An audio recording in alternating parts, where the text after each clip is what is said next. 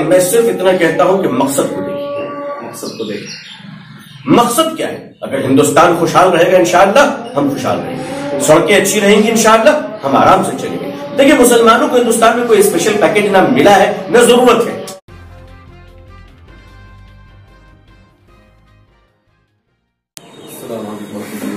وعلیکم السلام ورحمۃ اللہ وبرکاتہ۔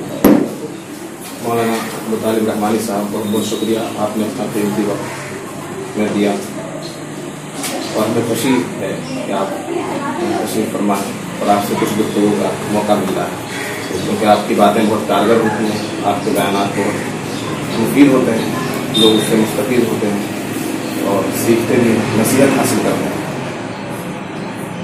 آج جو صورت حال ہے دنیاوی سطح پر لے لیجیے، ملکی سطح پر لے لیجیے، سب سے پہلا آپ سے سوال جس کی ہم تفصیل جاننا چاہیں گے کہ عالمی سطح پر جو مسلمان زوال کا شکار ہے، عروج کی کیا شکل ہو سکتی ہے؟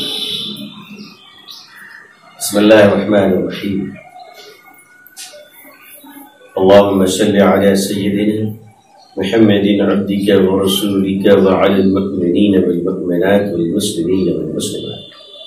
اس سلسلے میں میرے پاس کوئی نئی تجویز یا نیا نسخہ ہرگز نہیں ہے۔ میں اسی بات کو دہراؤں گا جو کسی زمانے میں حضرت امام مالک علیہ الرحمہ نے فرمایا تھا کہ اس امت کے آخری شخص کی اصلاح اسی نسخے اور اسی راہ پہ کی جائے گی جس راہ پہ اس امت کے پہلے شخص حضرت ابوبکر صدیق رضی اللہ تعالیٰ عنہ کی اصلاح ہوئی۔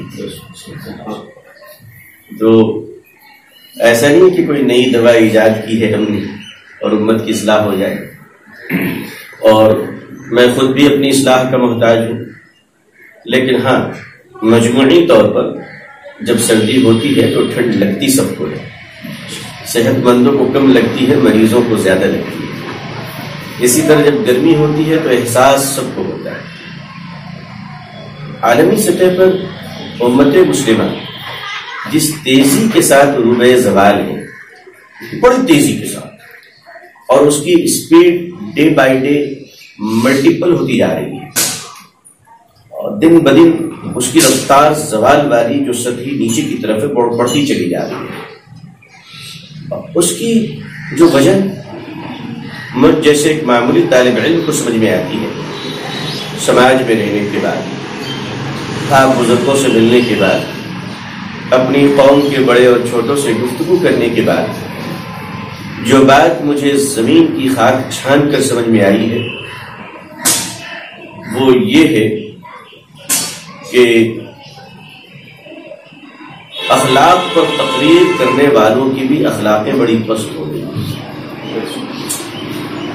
اور اگر آپ حضرات برا نہ مانیں اور مجھے اجازت دیں تو واقعتاً اللہ تعالی ہم سب کو اپنے فضل سے اپنے نیک بندوں سے ملاقات کروائے تاکہ ہم لوگ اہل اللہ کی صحبت نصیب ہو، ورنہ سچ تو یہ ہے کہ ہم ایک ایسے دور سے گزر رہے ہیں کہ جب مجلس کا پیر بھی تنہائی کا شیطان معلوم ہوتا ہے۔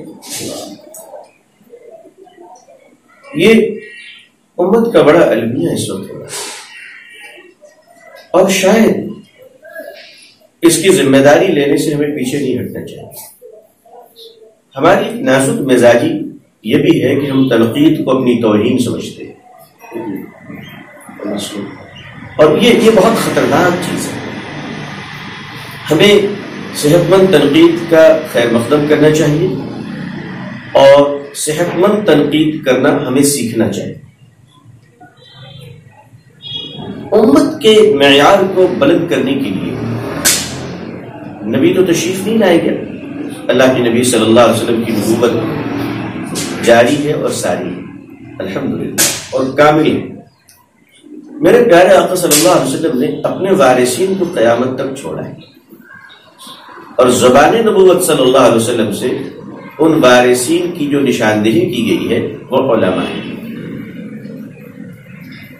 اب سوال یہ آتا ہے کہ نبی کے وارث جو علماء ہیں ان کے لیے یہ بات بڑی رونے کی ہے، تڑپنے کی ہے کہ کہ ان کے رہنے کے باوجود مسلمان اخلاقی زوال کا شکار ہو رہے ہیں۔ میں مدرسے کا پروڈکٹ ہوں، میں اگر کوئی بات کہتا ہوں تو آپ برا نہ مانیے گا، میں آپ کا اپنا ہوں، اپنا اگر اپنوں سے نہ کہیں تو کس سے کہیں؟ مجھے کہہ لینے دیجیے کہ ہمارے مدرسوں کا پروڈکشن اب خراب ہو رہا ہے، کوانٹٹی بڑھ گئی ہے، کوالٹی گھٹ گئی ہے۔ میں دوبارہ درخواست کروں گا کہ ہم اپنے کارخانے کے پروڈکشن پر دھیان دیں۔ اگر مدارس کے فارغین کا معیار زمانے طالب علمی میں عروج والا ہو گیا اور معیار بلند ہو گیا انشاءاللہ، تو وہ جب عوام کے درمیان آئیں گے تو پھر اپنے بلند معیاری اخلاق کا ہی مظاہرہ کریں گے جو سیکھ کر آئیں گے۔ آج محراب و منبر سے جذباتی باتیں پھیلائی جا رہی ہیں، مسلکی منافرت کی باتیں کر رہے ہیں، اور سچ کہہ دوں ایک بات ذرا کڑوی ہے، ہم نے اپنی جماعت کا جتنا تعارف کرایا ہے شاید اس کا آدھا بھی ہم نے دین کا تعارف نہیں کرایا۔ بہت اچھی بات کاش۔ تو آئیے، میں بھی آپ کے ساتھی ہوں، میں کوئی الگ نہیں ہوں، جرم ہم سب کا برابر ہے، ہم اپنے جرم کو تسلیم کرتے ہیں، میں اپنی غفلت کا اقرار کرتا ہوں اور اللہ سے معافی مانگتا ہوں۔ برا ماننے کے بجائے آئیے ہم سب مل کر اس بات پر غور کریں کہ آخر اس ٹینکی میں سوراخ کہاں ہے جس سے ہزاروں لیٹر پانی ضائع ہو جا رہے ہیں۔ یہ آج امت کیوں نہیں بن پا رہی ہے، اور آج ہم مساجد اور مدارس سے امت کے معیار کو بلند کرنے کی کوئی پروجیکٹ کیوں نہیں بنا پا رہے ہیں؟ ہمیں اس پر دھیان دینا چاہیے۔ رکاوٹیں ایک نہیں، ہزار نہیں، لاکھوں ہوتی ہیں، لیکن اللہ کے لیے جو کام کرتا ہے اللہ کی مدد بھی تو ان کے ساتھ ہے، اس سے تو ہم انکار نہیں کر سکتے۔ ہندوستان کی جو صورت حال ہے، ہندوستان میں عام طور پر ہر ہی آدمی سمجھتا ہے کہ جو اقلیتی طبقہ اور خاص کر مسلمان تعلیمی اور سیاسی پسماندگی کا شکار ہے۔ تعلیم کے ساتھ ساتھ میں سیاست پر بھی آپ بخوبی جانتے ہیں سیاسی پسماندگی کا شکار ہے، اس لیے وہ ہر طبقے میں، تجارت میں، صنعت میں، کاروبار میں، روزگار میں پیچھے ہے۔ تو سیاسی رہنمائی کے لیے اور سیاسی عروج کے لیے، تعلیمی بیداری کے لیے ہندوستانی لیول پر آپ اہل اسلام کو کیا پیغام دینا چاہتے ہیں؟ ہزاروں قیمتی پنکھے آپ لگا دیں اور بجلی کا رابطہ اس سے نہ ہو تو ظاہر ہے کہ وہ پنکھے نہیں چل پائے۔ مسلمان بحیثیت قوم ہے ہی نہیں، مسلمان تو اس لیے ہے کہ اس کی زندگیوں میں اللہ کا دین ہے۔ مسلمان نے تجارت کی، تجارت میں سے اسلام کو نکال دیا اور غیروں کی نقل شروع کر دی، تو نہ یہ مسلمان ہی رہ سکے نہ تاجری بن سکے۔ سیاست میں بھی مسلمانوں نے قیادت کی جو صلاحیت ہے، جو اسلامی عدل و انصاف اور مساوات ہے، اس کی ہوا تک ان کو نہیں لگی، اور یہ پارٹیوں میں جا کر غلام بن گئے، چمچے بن گئے، تو نہ وہاں لیڈر بن سکے نہ یہاں مسلمان بن سکے۔ پورے ہندوستان میں جتنی پولیٹیکل پارٹیاں اس میں ایک بھی مسلم لیڈر اس درجے کا نہیں ہے جو قوم کی بات اپنے ہائی کمان کے سامنے کہنے کی جرت رکھتا ہوں۔ ایک سنگل آدمی نہیں، وہ جتنا بولتا ہے چیخ چیخ کر آستین سمیٹ کر صرف آپ ہی کے درمیان بولتا ہے۔ تو اپنی پارٹی کا مال تو اپنی قوم میں لوگ بیچ دیتے ہیں، قوم کے مسائل پارٹی کے ہائی کمان کے سامنے رکھنے کی جرت نہیں ہے۔ تو یہ مسلمان نہ پولیٹیشین ہے، نہ بزنس مین ہے، نہ ڈپلومیٹ ہے، مسلمان کہیں بھی فٹ نہیں ہو رہا ہے۔ مسلمان صرف ایک جگہ فٹ ہوتا ہے، اور وہ یہ کہ آپ ان کو چوپال لگا دیں اور ان کی باتیں سن لیں۔ دنیا کی ساری بکواس ان کے پاس ہے، کینے کدورت ان کے پاس ہے، جھگڑے اور غیبت ان کے پاس ہے۔ دنیا میں ہر کچڑے کو پھینکنے کے لیے ایک ڈسٹ بن بنائی گئی ہے کہ صاحب گھر کے کونے میں وہ ڈبہ رکھا ہے، گھر کا کچڑا اس ڈبے میں رکھیں۔ لیکن مسلمانوں کو میں کہوں گا کہ ایک نیا کچڑے کا ڈبہ بناؤ جہاں تم اپنے دل کے کچڑے کو نکال کر اسے ڈبے میں تمہارے دل میں اپنے بھائی کے لیے نفرتیں بہت ہیں، پڑوسی مسلمان بحیثیت پڑوسی اچھا نہیں، مکان کے بغل میں پڑوسی ہے تو مسلمان اچھا نہیں، بازاروں میں دکان ہے، غیر مسلم بھائی ہندو بھائی ہماری دکان کے بغل میں ہے، وہاں بھی مسلمان ان کے لیے بھی اچھا نہیں، تو کہیں جب اچھا نہیں ہے تو اسمبلی اور پارلیمنٹ میں بھی کیا فٹ ہوگا؟ اس لیے مسلمان کچھ اور بننے کے بجائے بہتر ہے کہ سچا مسلمان بن جائے، اس لیے کہ کچھ اور بن نہیں پائے گا، ہزار کوششیں کر لے بن نہیں پائے گا، مسلمان بنے اور اللہ کے نبی صلی اللہ علیہ وسلم نے جس اخلاق کی، چرتر کی، کیریکٹر کی تعلیم دی ہے اس کو اپنائے۔ مثلاً یہ کیسے اپنائے؟ مثلاً یہ کہ وہ جس محلے میں رہتا ہے اس محلے والوں کے لیے ٹھنڈا پانی بن جائے، لوگوں کے کام آئے۔ دیکھیں لوگوں کے کام آئے، میں مسلمانوں کو صاف لفظوں میں کہہ دینا چاہتا ہوں کہ آپ پارلیمنٹ اور اسمبلی بھرنے کی فکر بعد میں کیجیے گا، پہلے آپ دلوں کو جیتنے کی فکر کیجیے، اور یاد رکھیے اس دنیا کا سب سے خوبصورت پودا محبت ہے، اور محبت کے پودے زمین پہ نہیں انسان کے دلوں میں اگا کرتے ہیں۔ مسلمانوں کو اپنی تھنکنگ چینج کرنی ہوگی۔ ہندوستان میں کسی پولیٹیکل کو یہ کہنا پارٹی کو کہ یہ پارٹی ہماری نہیں ہے، یہ سسٹم چینج کرنا ہوگا۔ جو جیتا وہ ہمارا ماموں نہیں، جو ہارا وہ ہمارا چچا نہیں۔ ساری پولیٹیکل پارٹیاں ایک ہیں، مسلمانوں کو صرف یہ دیکھنا ہوگا کہ جو دیش کے لیے اچھا ہے، جو بھارت کے لیے اچھا ہے وہ ہمارے لیے اچھا ہے، چاہے وہ کسی بھی پارٹی کا آدمی ہو۔ اگر وہ دیش کے لیے اچھا ہے، وہ مانوتا کے لیے اچھا ہے، وہ انسانیت کے لیے اچھا ہے، وہ شہر کے لیے اچھا ہے، وہ ہمارے لیے اچھا ہے۔ صرف ہمیں یہ نہیں دیکھ رہا ہے کہ آدمی ٹوپی پہنے ہوئے تسبیح ہاتھ میں لیے ہوئے ہے اور کام دنیا کا سب سے بلیک لسٹڈ آدمی ہے، ڈرگس مافیا ہے، مگر حج کر کے آ گیا ہے اس لیے ہم ان کا ساتھ دیں گے کہ صاحب یہ حاجی صاحب ہے، مسلمان ہے اس لیے ہم ان کا ساتھ دیں گے۔ نہیں، انسانیت کو تباہ کرنے والا ڈرگس مافیا اگر کعبہ کے پانی سے غسل بھی کر کے آ جائے تو بھی ہم جوتیوں سے ہی کچل دیں گے اس آدمی کو۔ میں صرف اتنا کہتا ہوں کہ مقصد کو دیکھیں، مقصد کیا ہے؟ اگر ہندوستان خوشحال رہے گا انشاءاللہ ہم خوشحال رہیں گے، سڑکیں اچھی رہیں گی انشاءاللہ ہم آرام سے چلیں گے۔ دیکھیں مسلمانوں کو ہندوستان میں کوئی اسپیشل پیکج نہ ملا ہے نہ ضرورت ہے۔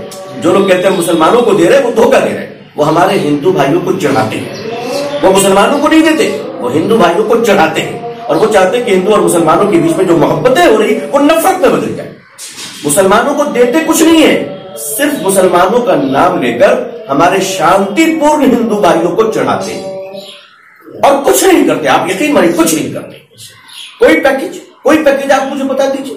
اگر مسلمانوں کو، میں اس دیش کے اپنے بڑے بھائی ہندو بھائیوں سے کہنا چاہوں گا کہ اگر مسلمانوں کو کوئی پیکج ملی ہوتی تو رنگا ناتھ مشرا کمیشن بنانے کی ضرورت ہوتی، اگر مسلمانوں کو کوئی پیکج ملی ہوتی تو راجندر سچر کمیٹی بنانے کی ضرورت ہوتی نہیں۔ یہ صرف آپ کو چڑھانے کے لیے پولیٹیکل پارٹیاں کہتے ہیں تاکہ ہم ان کا جھنڈا ڈھوئیں، آپ ان سے غصہ کریں۔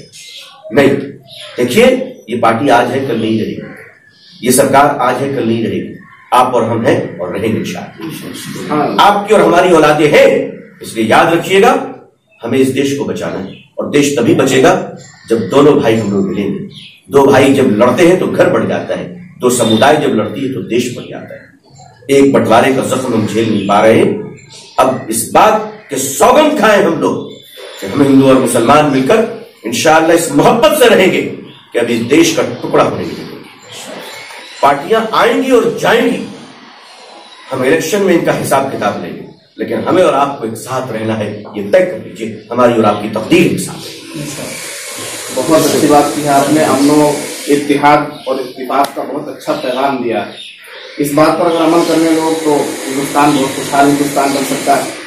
حضرت 2019 کے الیکشن اور انتخابات سامنے ہیں، پارلیمانی انتخابات کے لیے جو گہما گہمی ہے، خاص کر الیکشن کے زمانے میں جو ووٹ لینے کے لیے طرح طرح کی ہیلے بازیاں کی جاتی ہیں اور ہر آدمی اپنا ایک ووٹ بینک لے کے سمیٹ کر ایک طرف ہو جاتا ہے، ایسے میں آپ ووٹرز کو، اس میں کوئی مسلمان نہیں، کوئی ہندو نہیں، کوئی غیر مسلم نہیں، سکھ عیسائی نہیں، ایک ووٹر بحیثیت ووٹر کے اس کے لیے کیا پیغام ہوگا؟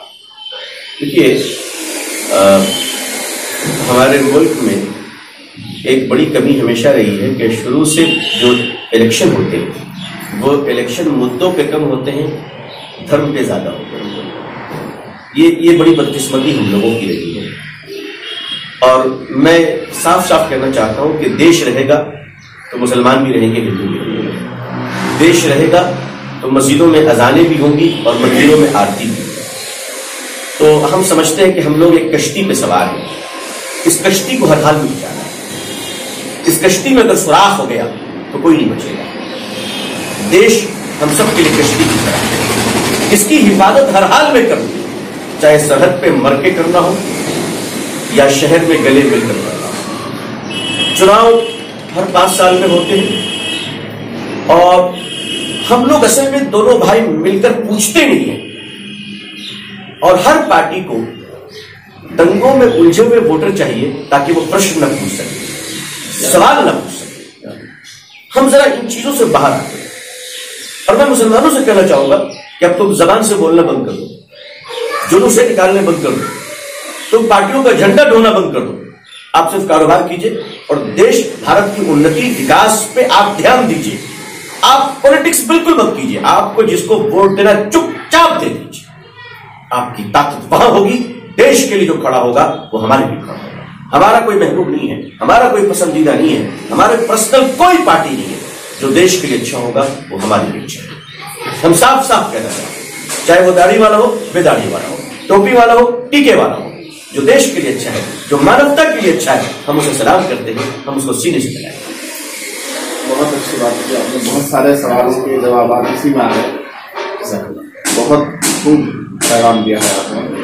ایک ووٹر کو جب وہ ووٹ دینے جائے تو بہت سارے کینڈیڈیٹس ہوتے ہیں، بہت ساری پارٹیاں ہوتی ہیں، وہ کنفیوز ہوتا ہے کہ کسے ووٹ. کینڈیڈیٹس کا جو انتخاب ہے ووٹر کے لیے کیسے آسان ہو سکتا ہے؟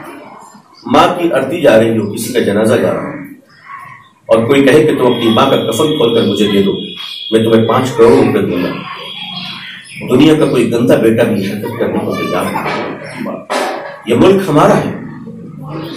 اس ملک کی لباس ووٹ ہے ہمارا. جب ہم اپنا ووٹ بیچتے ہیں تو گویا کہ اپنی ماں کے تن کو ڈھکے ہوئے کپڑوں کا سودا کرتے ہیں. ہم نوٹا میں ووٹ دے دیں یہ منظور ہے، لیکن کسی کرمنل اور اپرادھی کا پیسہ لے کر اس کو ووٹ دے دیں، کیونکہ یہ ہندوستان کی عزت و وقار کا سوال ہے، یہ ملک کا سوال ہے. میں اپنے آپ کو چھوٹا کر سکتا ہوں، اپنے ملک کو چھوٹا نہیں کر سکتا. اللہ سے دعا ہے کہ اللہ تعالیٰ ہمارے ہندوستان میں امن و شانتی عطا فرمائے تاکہ یہاں جینے والے اور رہنے والے ہر آدمی مسکراتا ہے. آخری سوال اس کے بعد ایک آپ کے کہنے کا کرائم پیشہ لوگ بھی الیکشن لڑتے ہیں، ان کو نظر انداز کیا جائے. حضرت ابھی ایک الگ طرح کا کنفیوژن ہے اور کشمکش ہے لوگوں میں، یعنی کہ سیاست کو ہم عوامی سطح پر دیکھتے ہیں اس طرح سے کہ سیاست ایک برا میدان، سیاست میں نہیں آنا چاہیے، ایک طرح کی ذریعے. پھر دوسرا سوال یہ پیدا ہوتا ہے کہ سیاست کا جو میدان گندا ہو چکا ہے بھرشٹاچار سے، فراڈ سے، مکاری سے، یہ اچھا کیسے ہوگا؟ دیکھیے، کوئی اچھا آدمی الیکشن لڑنے کے لیے آتا ہے؟ سیاست فی نفس ہی گندی چیز نہیں ہے. یہ ایک گائے آپ نے پالا ہے، وہ دودھ بھی دیتی ہے اور پیشاب بھی کرتی ہے، آپ کو جو چاہیے دے دیجیے. نمبر 2، گندگی صاف کیسے کیے جائے؟ یہ سوال اس کا تجربہ تو ہم میں سے ہر آدمی، ہم روز اپنی گندگیوں کو صاف کرتے رہتے ہیں. سب مل کر ایک بار آ جائے، دیشی گندگیاں صاف کر لیں گے. کسی ابھیان کو چلانے کی ضرورت نہیں، اپنے اپنے محلے کو صاف کر لیجیے، پورا دیش صاف ہو جائے گا.